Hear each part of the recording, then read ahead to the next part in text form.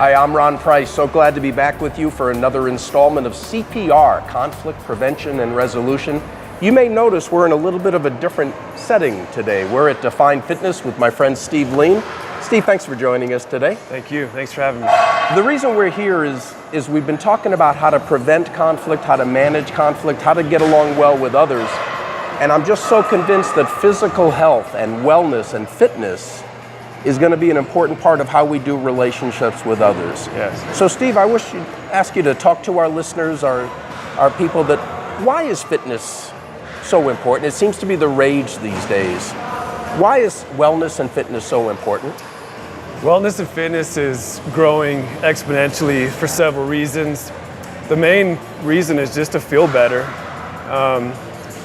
If you release endorphins from physical activity, you feel better as a person. Something to get your mind off work, relationships, stress at home, and feeling like you have a little bit of time for yourself to accomplish everything else in life. Also, pretty much anything that doctors prescribe these days are take this pill and get some exercise. There you go. Anything from diabetes prevention to weight loss, cholesterol. It's all about medical conditions and overall just feeling better about yourself. It's not necessarily, I want to look better. That comes with it down the road, but it's really about, I feel better, I can get more things accomplished, and I have more confidence. Okay. And again, as you're feeling better about yourself, it's going to be easier to relate with others. You're not going to take things so personally. You're going to be in more self-control. You were telling me before we recorded too that businesses can benefit from having their people fit and well. How is that? I don't expect you to know the exact statistics, but what were you sharing? Well, businesses can benefit in several ways by having healthy employees with overall attitude, not missing as much work, less sick time. There's studies that show that fit people have more self-confidence, that take more leadership roles, that reach and establish more goals. And it's better team building. If you have a team that is into health and fitness, your company can have a softball team and it can create team building together. There you go. They also can help with insurance costs, expenditures for insurance. If you have somebody that goes from obese to a healthy weight range, they can save $1,000 per year per employee. Okay. Well, we've only got a couple of minutes left. I wish we should do 20, 30-minute segments. That's what I think.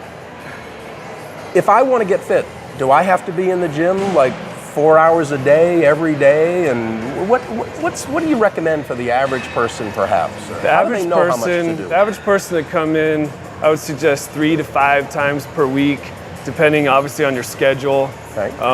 And it really comes down to where you're at physically with your goals, if you have injuries.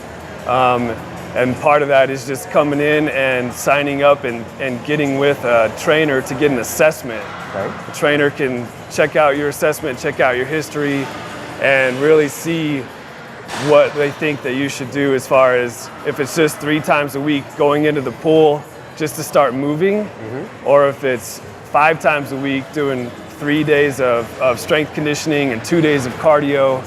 But it's really about a wide variety of meeting your goals and where you're at whenever you first walk in the door. But it's not something where you have to spend a lot of time in here.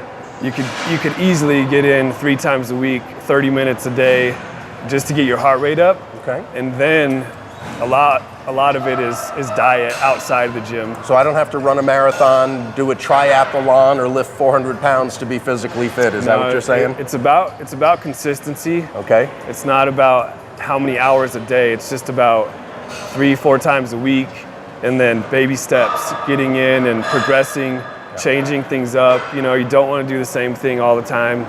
A lot of people get stuck in staying on the treadmill or going for walks, and your body gets used to things. Okay. So you have to adapt and change so you can trick your body, and then you compensate, and then a couple months later you change it up again. There you go. Folks, it's not rocket science. The better we take care of ourselves, the better we are physically, mentally, emotionally, and relationally. You want to prevent conflict in your life, you want to manage conflict, take care of yourself first. Steve, thank you for joining us today. Thank This you, has Ron. been informative. Appreciate it. And I encourage you folks, next week we're going to come back and talk about a 7, make that 8-step program that again addresses overall wellness. I hope you can join us then.